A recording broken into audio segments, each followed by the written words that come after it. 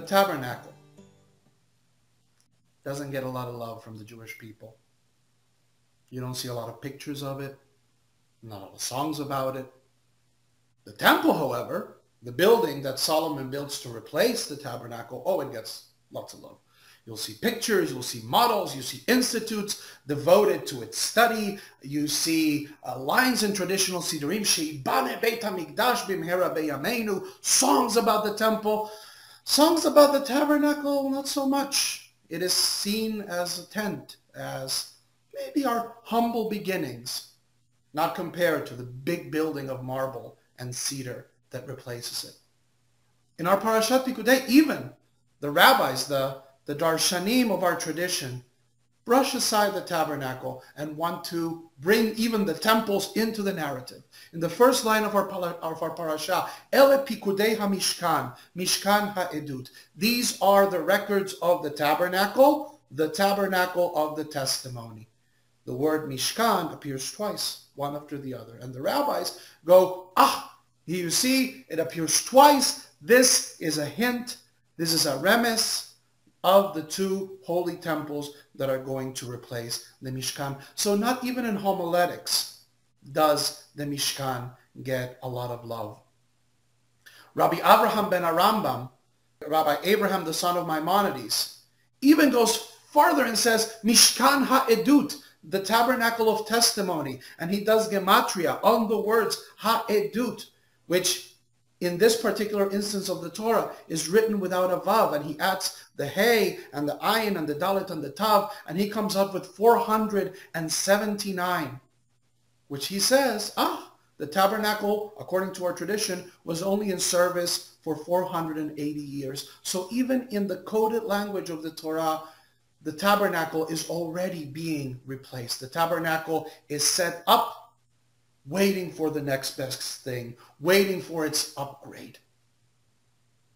Only one commentator really shows love to the Mishkan, and it's Sforno. And he says, the tabernacle is unique, and it is different from the temple in many respects. First of all, the tabernacle is built from the goodness and the love of the Jewish people through donations. The temples are built through taxation, through work levies, through coerced labor. The second temple was built by the Persians. The tabernacle was built by the entire people coming together, with Betzalel and Aholiab supervising the work. The temples were built by foreign architects.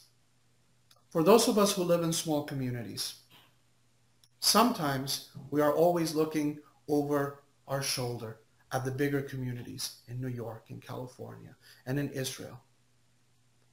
And we often forget that small communities are labors of love, where everyone has to pitch in, where everyone counts. Yes, it's great to come into a synagogue that has 300, 400 families praying together. But there's a very different dynamic when you know that you are that 10th person they need for the minyan. And that is what Sforno says the Mishkan, the tabernacle, was a labor of love. Yes, it was humble. Yes, it wasn't as flashy as the Temple of Solomon, but it really brought the people together. And because of this, because it was a labor of love, it would have endured forever. The temples depended too much on politics. It depended too much on taxation and the kings and the relationships with the Sanhedrin and the priests and the fights. And then you got the Babylonians involved, and then you got the Romans involved. So you have all of this complicated, dirty politics getting in the way. And we sometimes forget of the beauty and the simplicity of small, intentional communities coming together by love to God and to each other, and building a space for God to dwell among them.